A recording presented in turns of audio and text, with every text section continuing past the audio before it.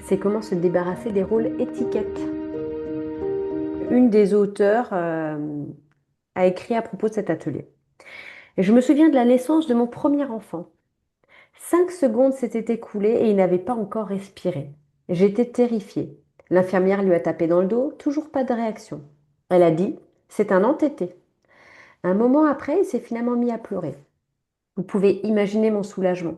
Mais un peu plus tard, le même jour, j'ai commencé à me demander, est-il réellement entêté? Quand je l'ai ramené à la maison, j'avais classé le commentaire de l'infirmière, des paroles folles de la part d'une personne folle. Peut-on imaginer placer une étiquette sur un enfant âgé d'une demi-minute? Pourtant, au cours des années subséquentes, chaque fois qu'il persistait à pleurer en dépit de mes soins et de mes caresses, chaque fois qu'il refusait de goûter un aliment nouveau, ou qu'il refusait de faire la sieste quand il regimbait à prendre l'autobus pour la maternelle, quand il ne voulait pas porter de chandail malgré le froid, la pensée me revenait. L'infirmière avait raison. C'est un entêté. J'aurais dû savoir mieux. Tous les cours de psychologie m'avaient prévenu des dangers des prophéties qui se réalisent par elles-mêmes. Si on donne à un enfant une étiquette impliquant de la lenteur à apprendre, il commence à se percevoir comme lent à apprendre. Si on commence à voir un enfant comme malcommode, il va nous montrer jusqu'à quel point il peut être malcommode. Les enfants ont tendance à assumer les rôles qu'on leur assigne. Et pourtant, ça m'était très difficile de ne pas voir mon enfant dans le rôle d'un enfant entêté. Le seul réconfort qui me restait, c'était de savoir que je n'étais pas la seule à distribuer des étiquettes. Et oui, au moins une fois par semaine, j'entendais quelque part un parent qui disait quelque chose comme ah, mon plus vieux est un enfant problème, alors que le plus jeune est un véritable plaisir. Alors, Robert est une petite brute de naissance. Alors, Marie est naïve, tout le monde peut profiter d'elle. Michel est l'avocat de la famille, il a réponse à tout. Je ne sais plus quoi préparer pour Judith. Elle mange de façon tellement capricieuse. Oh, c'est une perte d'argent d'acheter des choses neuves à Richard. Il brise tout ce qui lui tombe sous la main. C'est tout simplement un brise-fer. Je me demandais comment ces enfants avaient pu acquérir ces étiquettes au départ. Aujourd'hui, après avoir entendu pendant des années ce qui se passe à l'intérieur des familles, je réalise que ça peut commencer de façon fort innocente. Par exemple, un beau matin, Marie dit à son frère, donne-moi mes lunettes. Son frère répond, bah, va les chercher toi-même et arrête de faire le patron. Plus tard, elle dit à sa mère, brosse mes cheveux et assure-toi de bien défaire tous les nœuds. La mère réplique, Marie, tu fais encore le patron. Peu après, elle dit à son père, oh, mais parle pas maintenant, j'écoute mon disque. Le père répond, écoutez parler le grand patron. Et petit à petit, l'enfant à qui on a donné une étiquette a commencé à adopter ce rôle. Après tout, si tout le monde l'appelle Marie le patron, c'est qu'elle doit vraiment être le patron. Clairement, on attribuait une étiquette à l'enfant. Je vais vous rappeler quelque chose que vous connaissez tous, ce sont les 7 nains. Il y a Mm. prof, simplet, grincheux, timide, joyeux, atchoum, dormeur. Pourquoi je vous partage les 7 nains?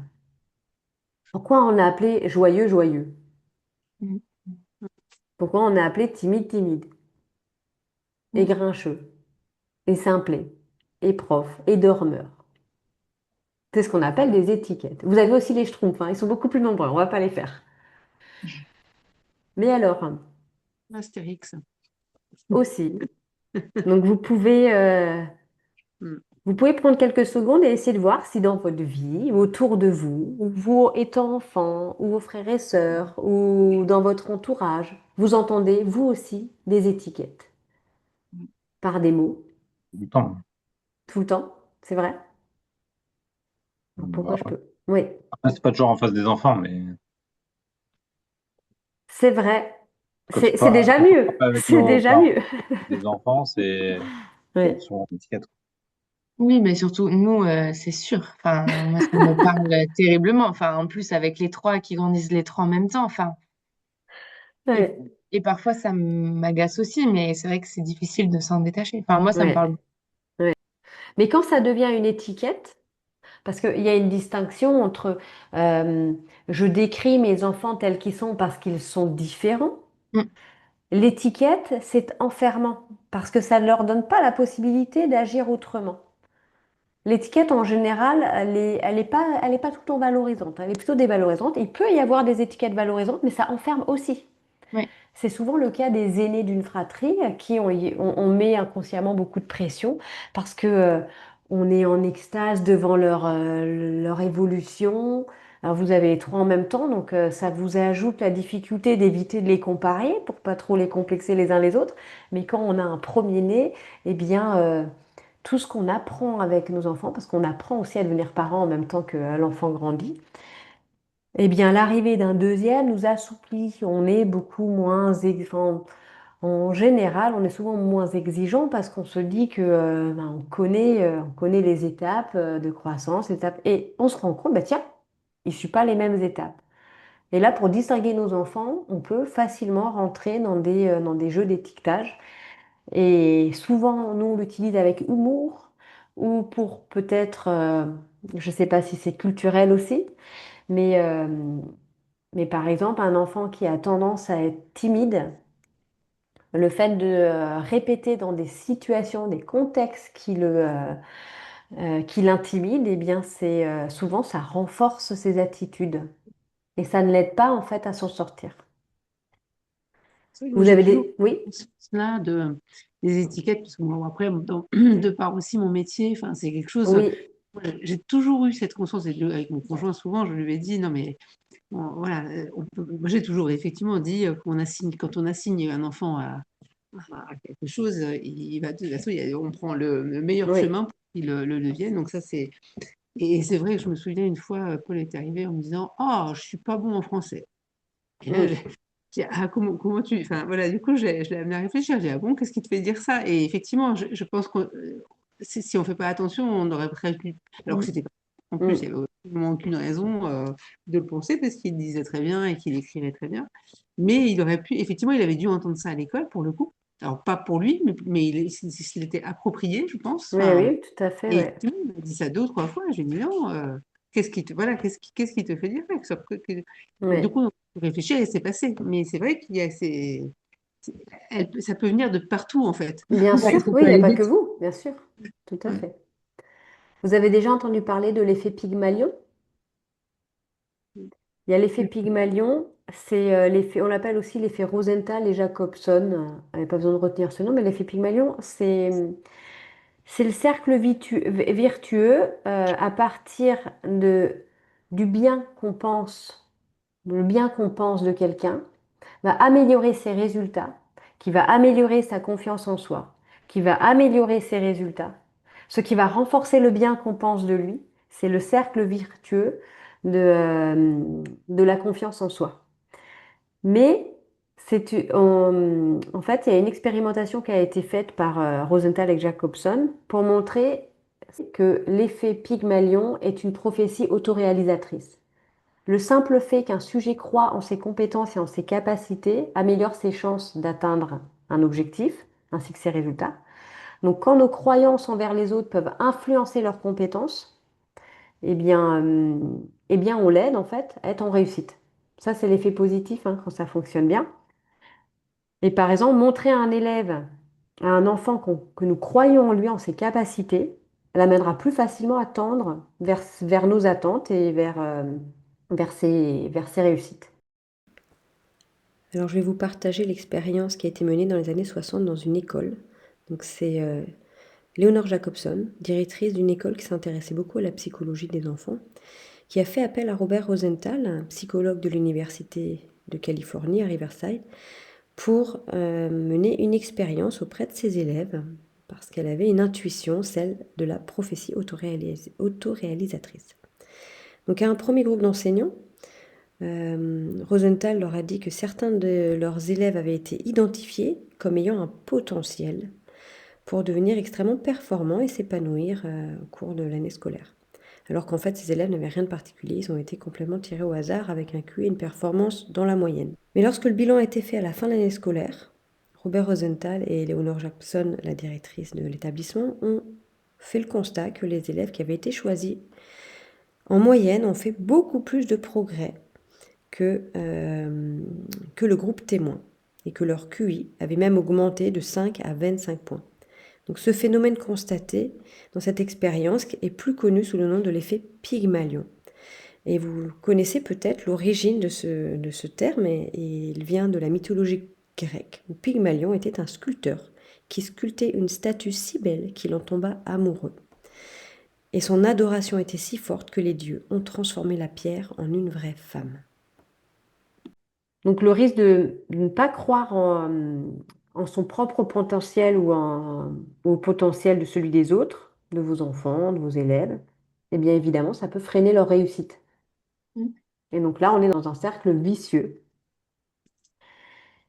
qui serait par exemple amener l'enfant à se répéter, je ne vais pas y arriver, ça ne sert à rien, je suis trop nul.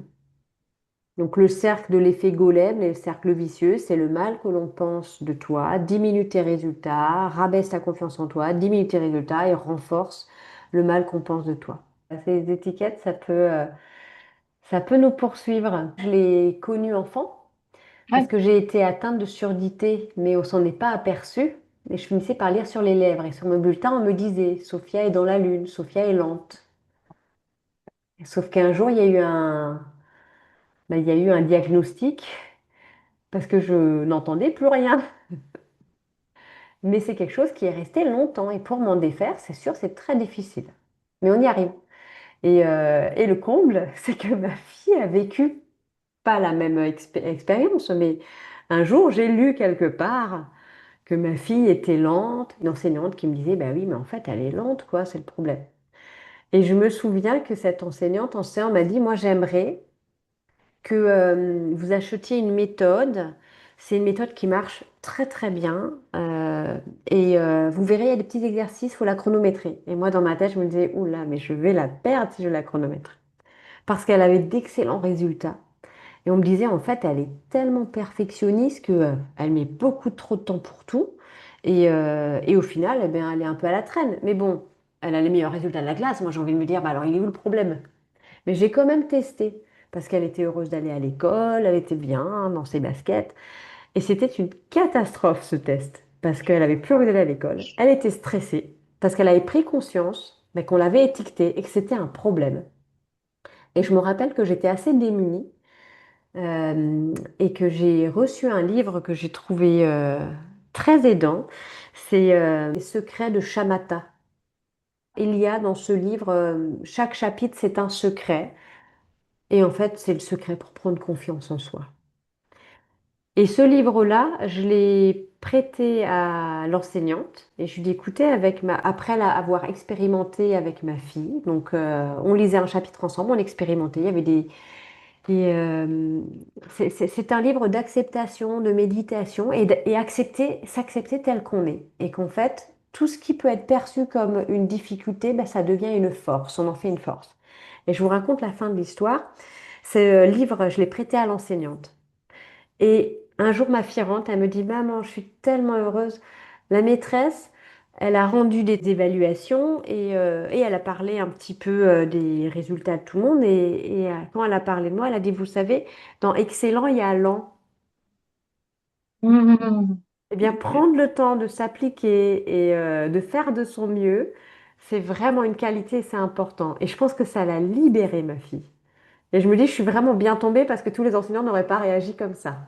C'est clair. Et aujourd'hui, elle vit avec ça. Elle est toujours perfectionniste, elle prend du temps, mais ce n'est pas un frein dans son apprentissage ou dans sa réussite.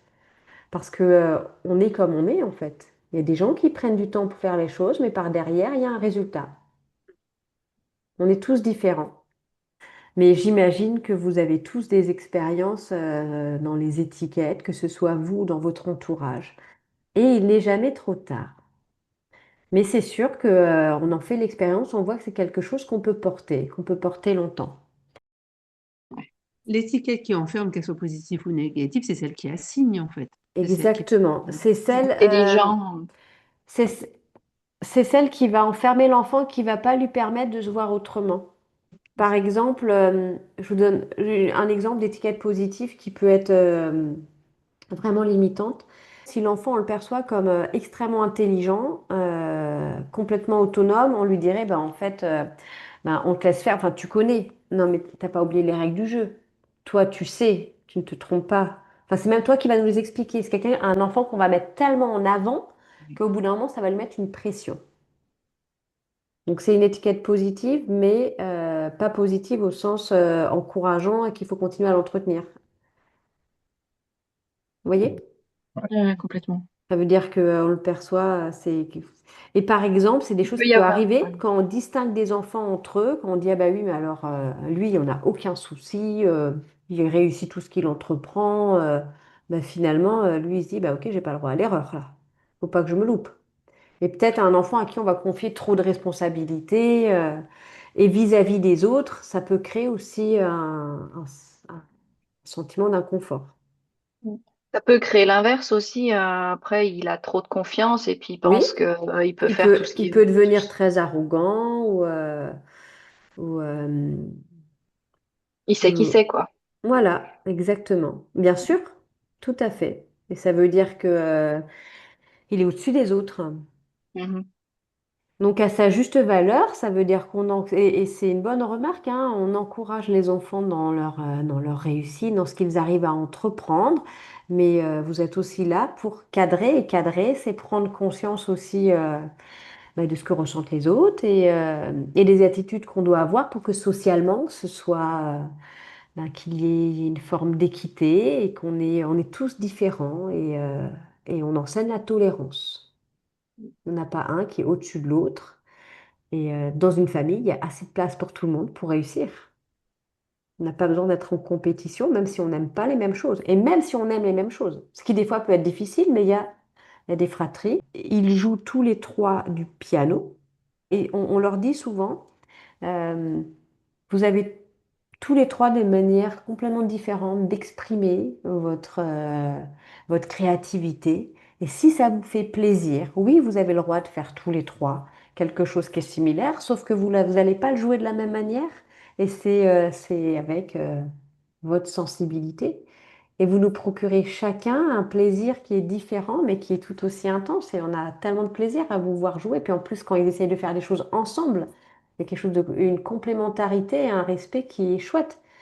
Mais il faut aussi leur laisser librement exprimer ses craintes de ah, mais il est peut-être meilleur que moi, et lui, ah oui, ça te fait peur qu'il soit meilleur que ça, ça veut dire quoi être meilleur en fait? Est-ce qu'un tableau est meilleur qu'un autre? Est-ce qu'on peut juger la valeur d'une œuvre juste en l'observant? Est-ce qu'on a juste simplement des ressentis différents? Voilà. En tout cas, l'opinion qu'un père ou qu'une mère entretient au sujet de son enfant peut affecter directement son comportement. Et, et c'est loin d'être bénéfique hein, de confiner un enfant dans un rôle négatif ou positif, même si ça se passe uniquement dans notre tête. Mais si l'enfant a vraiment commencé à jouer ce rôle, on peut se demander est-ce que c'est trop tard? Donc je vous l'ai dit avant, c'est jamais trop tard, hein, il n'est pas condamné à jouer ce rôle toute sa vie. Il y a des changements majeurs qui peuvent survenir quand les parents sont déterminés à voir l'enfant comme la sorte de personne qui peut devenir. C'est aussi l'effet Pygmalion. Ça veut dire que si vous voulez aider un enfant à sortir d'une étiquette, vous pouvez le faire. Même si il y a d'autres personnes qui continuent à lui attribuer une étiquette. Parce que le but, c'est qu'il comprenne que le jugement de valeur le plus important, c'est le sien.